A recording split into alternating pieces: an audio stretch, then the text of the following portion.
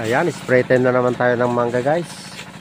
Pero March na ngayon, nagtatalbos na yung mga iba. Baka sakali namang may maabutan pa tayo na mamumulaklak. Medyo na-delay tayo ng pag-spray gawa ng yung pagparo ng aming kapatid na minamahal. Kaya ganyan talaga ang buhay. Asikasuhin mo na yung mas importante. At least nagpahinga na siya. Ito naman ngayon, laban na naman tayo. Baka sakali may maabutan pa tayo na mamumulaklak kasi yung iba nagtalbos na. Ayan. Medyo makulimlim ang panahon. Sana naman matuyo muna bago maulanan. Update na lang kayo guys kung medyo maganda yung outcome ng pag-spray natin. Napakaganda talagang isabay mo yung kambingan dito sa manggahan, no? Ayan, may mga natural na abono na dumadapo sa mga bawat puno. O ayan, mga natural na pataba. Kaya magaganda yung mga puno ng mangga namin dito. Kahit arid lands na tinatawag to, yung hindi gumagana sa ibang pananim, pero magaganda sila. Maganda yung bulas. Yan, nakakatulong yung mga pagkakambingan din sa pag may manggahan. Ayan, ang daming abono na natural. Update na lang tayo kung maganda yung pagkaka-spray. Ayan, ito ang the best pagka mainit ang inumin. The best way to cool drinks, use this Yara Liba Tropicot. Pwede niyang palamigin yung inumin ng mga 10 degrees.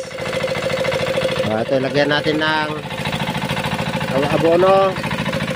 Gamitin ng pampabulaklak yan, yan, malamig to guys, malamig. Ilan na yan? 9.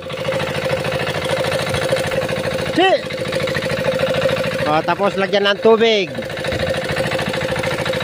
Yan.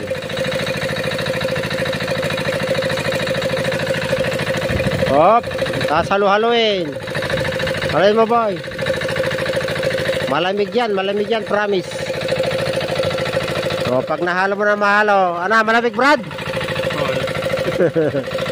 Pag nahalo yan, lagay ito, mainit na Red Horse. Lagay natin. Lalamig yan. Ayan, pampalamig. Ayan. Lalamig yan. Sige, halo boy, halo. Tama na yan. Yan, okay na yan. Yan, lalamig na yan. Baka ma-frozen pa.